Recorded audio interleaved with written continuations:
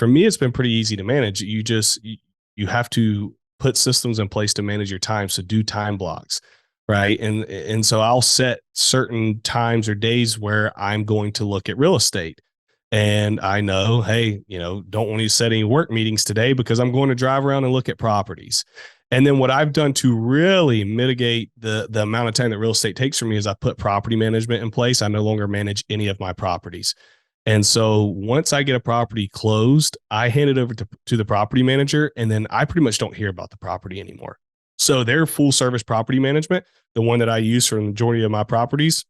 And so if I buy a property that needs to be renovated, they have contractors that they partner with, and they manage the entire renovation. They get tenants in there, they collect payment. And the only time that they reach out to me is if there is a repair over $500 and I have to approve it. And so honestly, if I'm not actively looking for a property, real estate takes less than an hour of my time per week.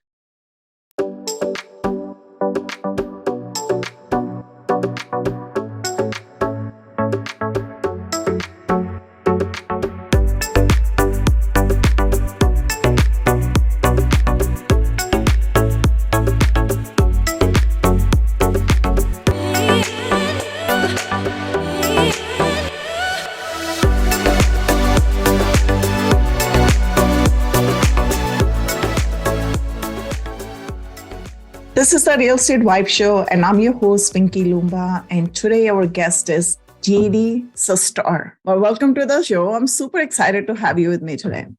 I am stoked to be here. Thanks for having me. Of course. And a little bit about JD. JD is the founder of Finance Cowboy and Peacock Insurance. Wow, I love that. Cowboy and Peacock. We're going to talk about that. Despite not coming from a wealthy background, he was instilled with a strong work ethic from a young age by father, a pastor. After playing Division I baseball for Charleston Southern University and serving in the service industry, JD transitioned into sales and started investing in real estate. Although his first flip barely broke even and his net worth was negative, less than 10K, and he now has a portfolio of over 20 rental properties, a net worth of roughly $2 million at the age of 31. Wow, that's pretty awesome. Through his Finance Cowboy platform, JD shares his knowledge and expertise with others through content and coaching, aiming to help millions achieve similar success to him and his family. Today, we'll discuss JD's journey and learn how he has transformed his life and finances. Welcome again, JD. Thank you so much. I'm excited to dig into it. All right. So let's start with your background. Please briefly tell me about your background and tell me, how did you become who you are today? So I was born and raised in a small town in South Carolina. I live in Anderson, South Carolina, as a pastor's son. So I was raised great home, loving parents, good moral values. And, I always let people know, because I talk about money a lot. I talk about real estate. We didn't really have any money. It wasn't like we were super broke, but investing and, where are we going to buy our next rental wasn't a conversation. Pastors just don't usually make a ton of money. They're doing a lot of good in the world, but, investing and growing big portfolios wasn't something we were always talking about around the dinner table. And so that kind of came later in life for me. But as I was growing up, sports were super influential in my life. So I ended up playing baseball through college. And I'd set out to make a goal of playing Division I baseball. That was like my number one goal in life, is how can I go play Division I baseball? And what I learned through that process that's really carried over into everything I've done is most people won't put in the work that it takes to do the 1% type of things. And so if you just put in the work behind the scenes that other people aren't willing to do, there's a good chance that the cream is going to rise to the top. And I noticed that in baseball. I was up at 5 o'clock in the morning in high school working out. As soon as school was over, I was in the batting cage hitting and at prep doing as much. And then I got into the working world after college, and I just continued that. Like, that was all I knew. That's the only way I knew how to operate. And then I realized people really don't work in the business world. They're not hustling. And people were paying me to do work now. I saw that I could rise to the top pretty quickly because everybody else was just comfortable, and I'm getting paid to do it. And I was like, hey, this is the way right here. And so, between those disciplines instilled in me in sports, and then my father, I talk about, we didn't, necessarily talk about investing and money and all that stuff. I was able to pick up nuggets from him and my mom and a lot of people in my life. But, when you look at my dad, he was a pioneer. He started a church from nothing, moved to a new town and started a church. And so he had that entrepreneurship in him that I've really come to appreciate as I've gotten older, that you don't necessarily think of a pastor as being entrepreneurial necessarily, but started from ground zero and has a church now, probably over 1,000 people. And, being able to watch him do what he had to do to get there and the sacrifices that it takes and the time that it takes, all of that combined, and then all the experiences I've had through business have turned me into who I am today. And, have allowed for the success that my wife and I have been able to experience at a relatively young age. So tell me, how did you start in real estate investing, and how did you manage to build a portfolio of over 20 plus rental properties? When people look at my social media, because that's the Finance Cowboy brand is growing larger on social media now, folks, I think, feel like, oh, must be nice, he made this happen overnight. I think people see that on social media, and it's just not the case. I didn't start buying rental properties till 2018. I graduated college in 2013. And so I came out of college with pretty much over $100,000 in debt. And so from 2013 to 2018, for 5 years, all I did was cut expenses, pay off debt, and work to raise my income so I could pay off debt faster. I mean, that was my life for 5 years, pinching pennies and paying off debt. And so we finally got that taken care of. And we reached this point in 2018 where we got our consumer debt out of the way. We had an emergency fund for our personal finances in place. And now it was time to put our money somewhere and invest. And if you look at real estate, you can look over centuries and see it's made people wealthy for a really, really long time. So I'm a pretty simple guy and said, okay, there's really no reason to reinvent the wheel here. Let's just go do what all these other really wealthy people are doing. And my best friend had gotten into it right out of college. And so that was helpful. He is telling me his real estate stories for those last 5 years from 2013 to 2018. And so he's kind of mentoring me without knowing he was mentoring me. My father-in-law had bought real estate and it had worked out well for him.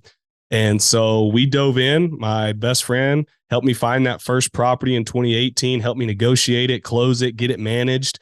And then once I bought that first one, it was off to the races. And, I remember before buying it, I was so scared.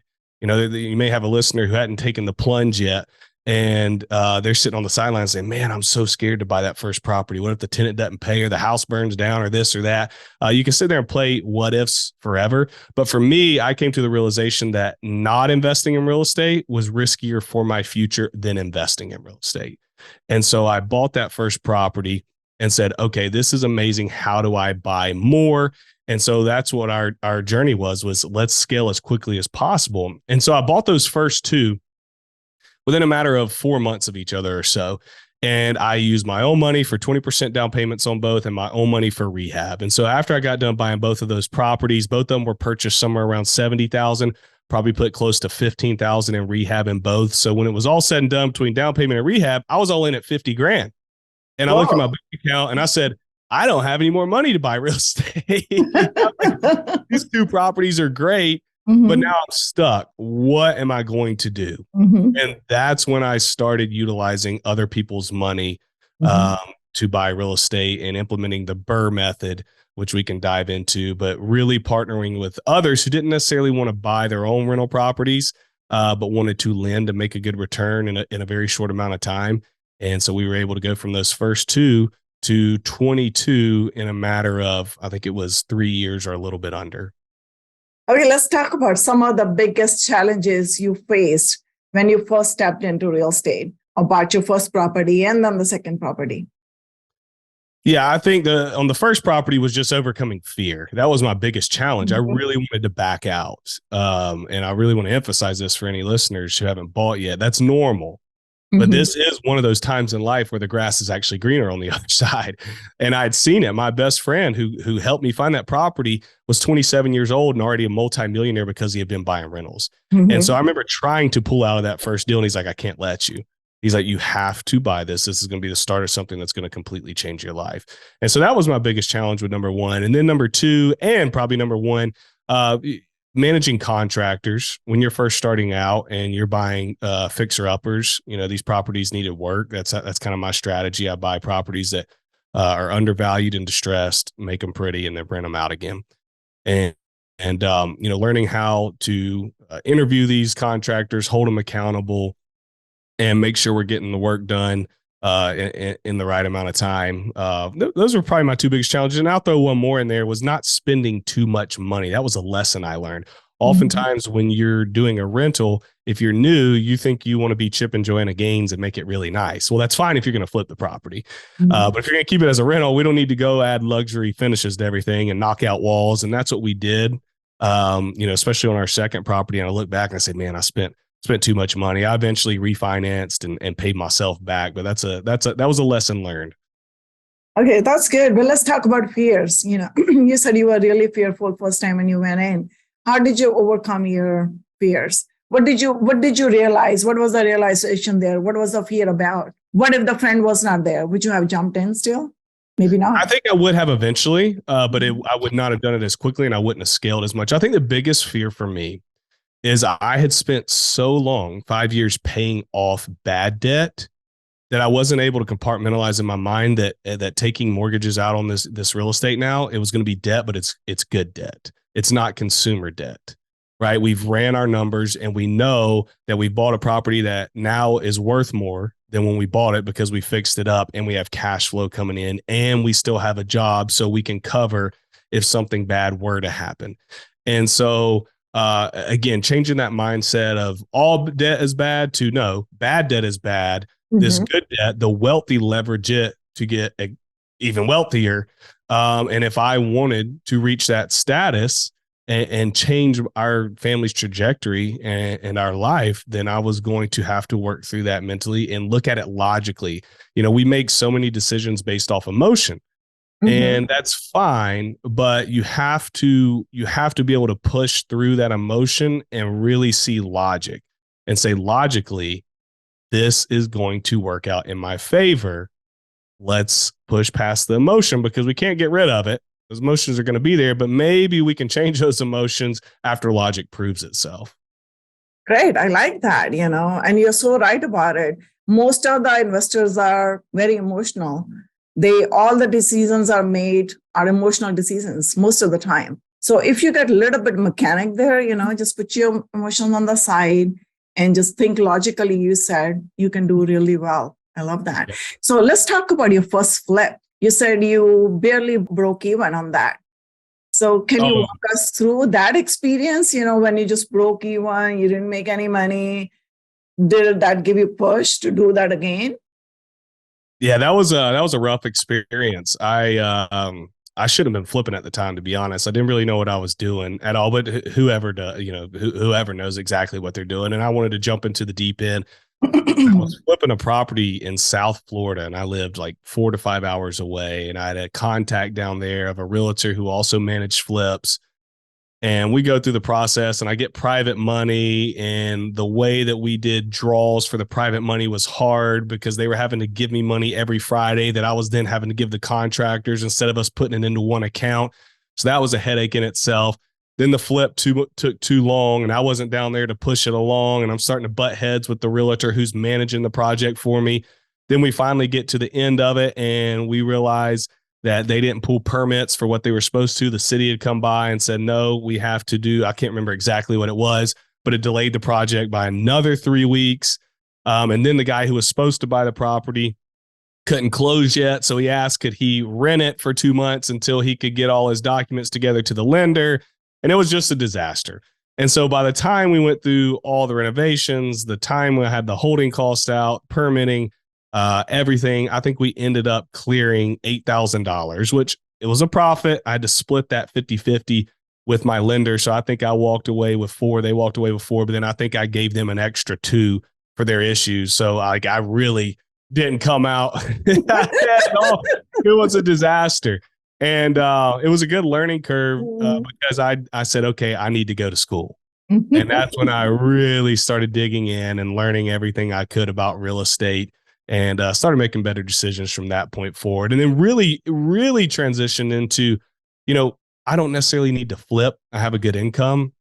like we need to be looking for rentals. Mm-hmm. And because my goal was to build long-term wealth. You don't build long-term wealth through flips. You make money through flips. Mm-hmm. You make short-term capital gains through flips. So I already had income coming in. That's a benefit of working a W-2 job or working any job while doing real estate, is it can be your superpower because you can live off of that, and then you can stack this huge rental portfolio, and you're going to look back 3 to 5 years down the road, and you're like, man, I'm wealthy now. And so that was a decision we made after that flip. And we've flipped some since then if we've needed capital for another project or whatever the case may be. But the main part of our business has been stacking those rentals. And, it worked. 2018, we pretty much had a negative net worth. And today, we're worth about $2 million. And so it definitely worked. The strategy worked. Great. I love that. So you said you are a medical professional and you still have your primary job. So tell me, how do you balance your day job with the real estate investing? And what advice would you give to others who are looking to do the same thing? Yep. So I'm in medical sales. So I sell medical equipment in the pre-hospital space. I used to sell to doctors. Now I sell to fire and EMS. And I love it. Absolutely love it. That's why I continue to do it. People ask me, why do you keep doing this? Well, I absolutely love it. I love the people I work with. I love helping those that I get to help.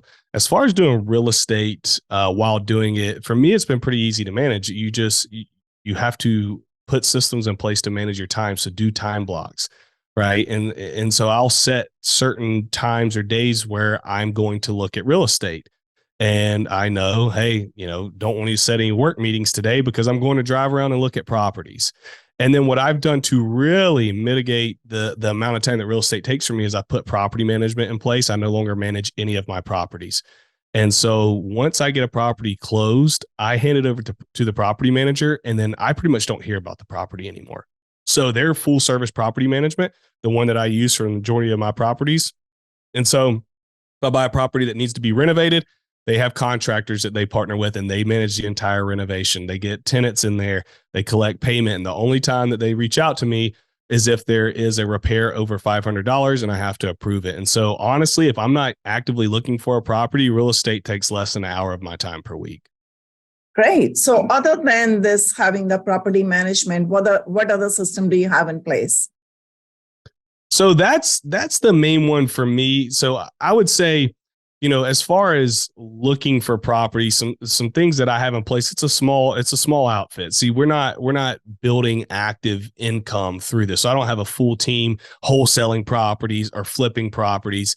It's usually my wife and we will choose an area that we're interested in, a good rental area. And then I'll go through and I'll take the low hanging fruit first. And so I'll look on Zillow and I say, especially in today's market, what's been sitting over 30 days? Then I'll run numbers on that property and say, okay, this is what I need to get it at based on what I know rents are going to be and based on what I know my mortgage payment after taxes, insurance, maintenance is all that's going to be. And then I'll make an offer on that listed property at the amount that I need to buy it for it to make sense. And I'll send over my calculator to the listing agent, tell him, hey, I'm making an offer based on this. Here's why. I have to make this amount for it to make sense. Here are comps in this area. And so we'll start there because that's super easy, right? You don't have to do any off-market digging. You're just making offers on listed properties less than what they're listed at. And then when I really start to attack an area, I will go and I will get on an app that I use. There's probably multiple ones called PropStream, and I'll choose an area and I'll click on all the properties, and then I'll pull that list off of PropStream. And then I'll go and put that list into Skip Better. And all that does is pull the contact information from the owners of all those properties. And then I'll call them and see if they're willing to sell. Now there's a method to that madness. I don't just randomly, call every number I pull. I start with calling vacant owners. Mm-hmm. And then I move to out of state owners. Then I move to out of town owners.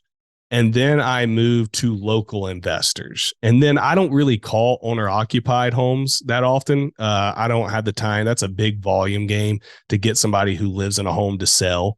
And so for me right now, it doesn't make sense to do that. But some of the best success I've had is an out of town owner, right, who has their parents' old home or their cousin's own home. And then the other is calling other investors. If you want to go buy a rental property, you can literally get on PropStream type in, non-owner occupied owners, pull that list and call 10 different investors, say, hey, I'm looking to get in the rental game. Do you have a property that you would sell to me? And they understand the game. They need to make a profit. You got to get a good deal. And some of the best and easiest deals I've ever done is just buying from another investor who bought a house in this certain area 10 years ago for 40 grand. Well, he can sell it to me now for 90, make a ton of money. It's still a good deal for me because if I were to fix it up, that house is worth 150, rents are coming in at 1,400. And so it's a win-win. And so anyways, I could sit here and talk strategy all day, but those are kind of some of the methods that have worked for us to acquire properties. That's great. And earlier you mentioned OPM, other people's money. So how are you using OPM to scale your business? Are you syndicating the deals or doing joint ventures? I've done a number of different ways. I feel like I've done about every different way you can do. So like I mentioned earlier, I've put down my own money for 20%. I've done partnerships to where me and a partner, split a 20% down payment or a 15% down payment or a 10% down payment to lower the amount that we have to put in the game. I have worked with bankers who will lend me off of the appraised value of a home. So normally banks will lend you 80% off the purchase price. But there's a couple lenders who have lent me 80% off the appraised value. So if I get a property under contract at a lower price than it's appraised for, and then it appraises for more, then I've gone to closing and the bank actually give me money back for buying a property. I've done seller financing to where the seller holds a note. And then my favorite and the one that I use the most is I use private money. And that's where somebody in my network, whether it be a friend, acquaintance, another investor, a family member, loans me the purchase price for a property and the rehab cost. Okay. And then I will go in, buy it in cash, rehab it, and then I'll turn around after I get a renter in place and then I'll refinance the property. So now it's worth more because I just rehabbed it and got a renter in place. Bank will now loan me 80% of that new appraised value. They'll write me a check for that. I'll pay the private lender back. I own the property now with a bank loan, and then I'll use that private lender's money to do that on another property. And I just repeat that process over and over and over again. Yeah, rinse and repeat. That's the best thing. I like that. So let's shift gears here. You founded this company called Cowboy Platform, and I think Cowboy and Peacock, something I read in your profile. So what is that, or how did that come about? Yeah, so Peacock Insurance is kind of on the back burner right now. There's not that much to talk about. As far as Peacock's concerned, because we focused a lot of our resources now on the Finance Cowboy business. I launched Finance Cowboy in July of 2021. I had 0 followers, and it's kind of a funny story. I had somebody in my friend group who I'm close with, and I never could get them to invest in real estate. They always kind of brush me off. And so then they start texting me in June of 2021, post from this 26-year-old on Instagram who had 30,000 followers who was telling people to invest in index funds. And so this person, because he had a small following on Instagram, was now able to convince this highly educated friend of mine to invest in index funds, all because this guy had a platform and had credibility because he had followers. And I was like kind of mad because my friend's sending me his post and I'm like, I don't want to buy index funds. I'm buying real estate. But then it struck me. I'm like, I need to do this. I've had the stuff I've done is more interesting than index funds. And so I started the account and I really started talking about personal finances more at the beginning.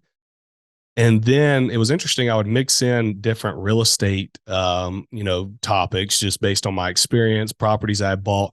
And the Instagram world really was asking for more real estate information. I just remember people DMing me questions. Hey, how'd you, know this was a good deal? How do you know what rents were going to be? How'd you choose where you're going to buy?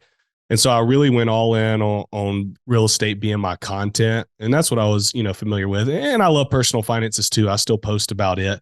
But anyways, we've grown to over 85,000 followers on Instagram, 25,000 plus on TikTok. We just launched our podcast, and then I have a mentorship. And so it's been so much fun to start at 0, nobody following me, my family and friends making fun of me for getting on there and posting when I had 200 followers, to now, those same family and friends are asking me, well, how'd you do this? How were you able to grow this business? And we got a ton of people in the mentorship, and I'm able to help so many people, buy real estate now. And it is an absolute blast. And then I have my podcast, which you have yours. So you understand, we get to meet a lot of cool people when you host a podcast. I'm a guest on a lot of people's podcasts.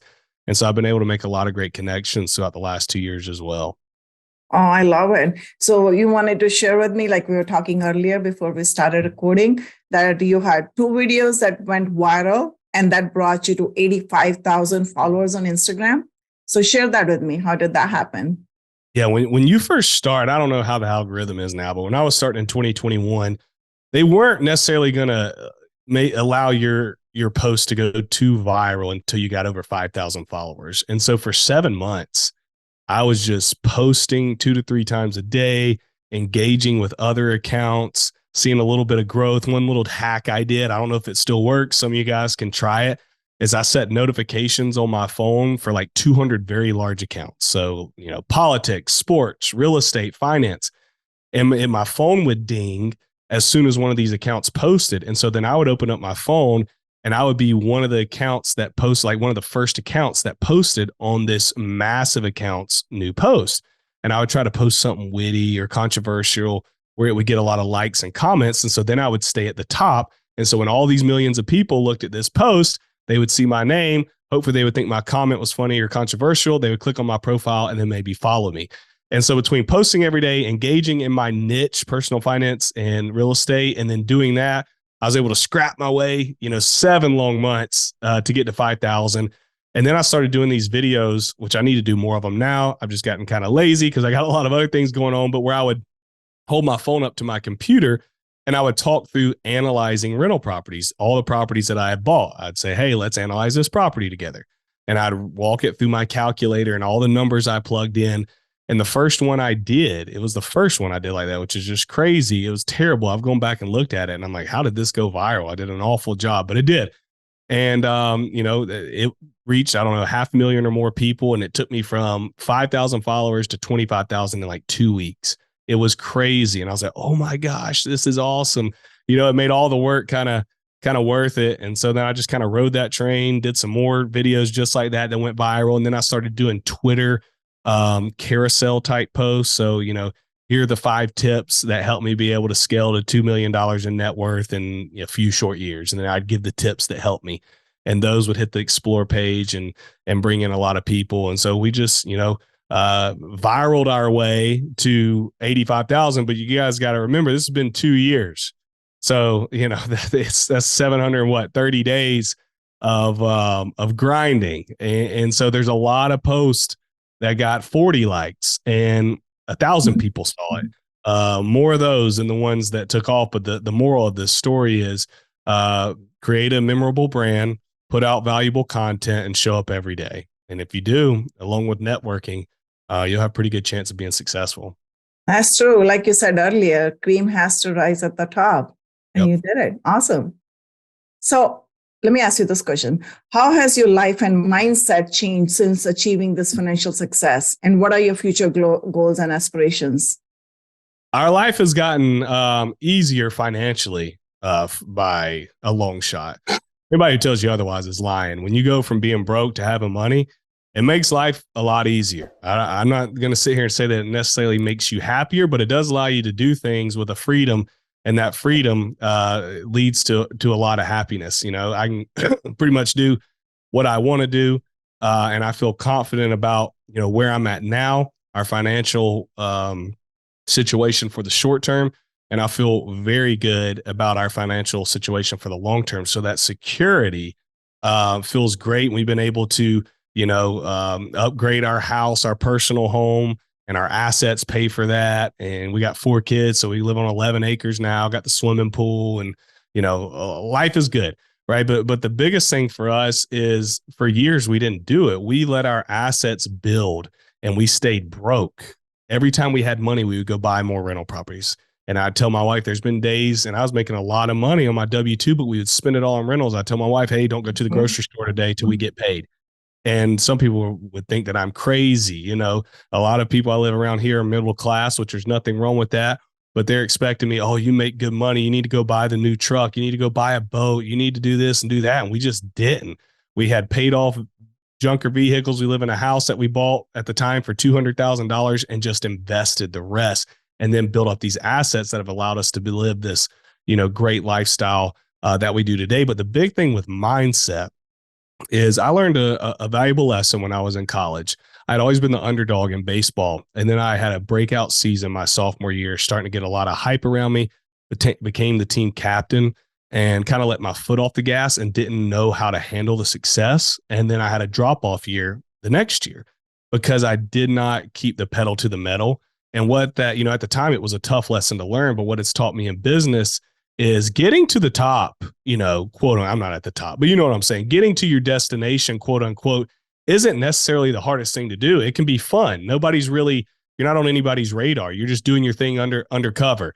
Right. But then when you get to the top or whatever your top is, being able to continue to grow from there, being able to keep the mentality of I still have to hustle, I still have to grind, and not letting that foot off the pedal has been huge for me mindset wise as we've experienced success of not being, I'm content with life, but not being content with my business growth and my real estate portfolio growth.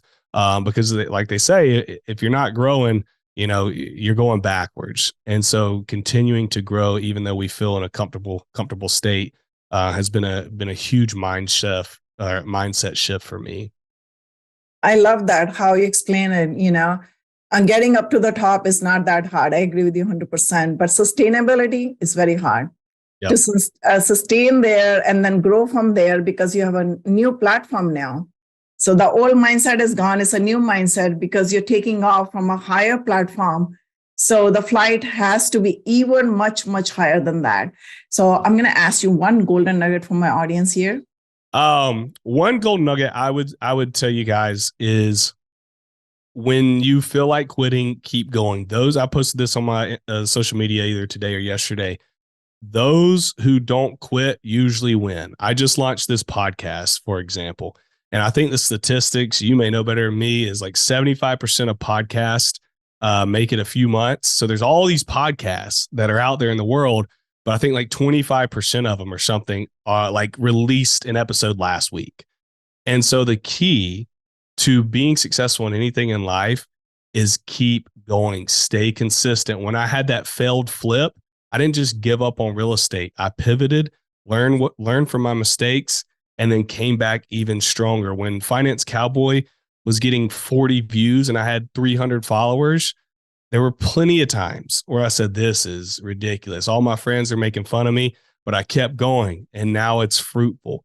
And so if you guys will continue to show up when times get tough and on those days that you want to quit, keep pushing through and you will see the fruit of your labor sooner or later. That's good. So this brings us to a rapid fire round. And I'm going to ask you 5 questions. You're going to answer in one word or one sentence only. Are you ready? Let's do it. All right. So the first question is, what is one of the most important things that you have learned in life? And how did it change your life after learning it? Pay now, play later, or play now, pay later. So you can either pay your dues now and enjoy it later, or, you can do all your playing now, but you're going to pay for it later. And when I realized, hey, if I put in the work on the front end, it's going to be a lot better for me on the back end. And I apply that to everything in life. Life has been a lot smoother and a lot less learning the hard ways. That's true. I live by that motto all my life. Believe me or not. In India, that's what they say all the time. Wow, that's awesome. I know. So share one good book that you like and recommend to my audience. I like The Fred Factor. It's a very simple book about a mailman who goes the extra mile every day. And I read it early on in my career. And what it taught me is if you just do a little bit more, just go the extra mile for people, take care of them, add a little more value. Whenever you think you've done enough, what's one more thing that you could do to set yourself apart? And, you'll be memorable, and that'll pay dividends. That's true. That brings you huge success. In one word, what does life mean to you? Love. I like that. What is your biggest passion? family. If you could turn back in time and talk to your younger self, what would you tell yourself and why?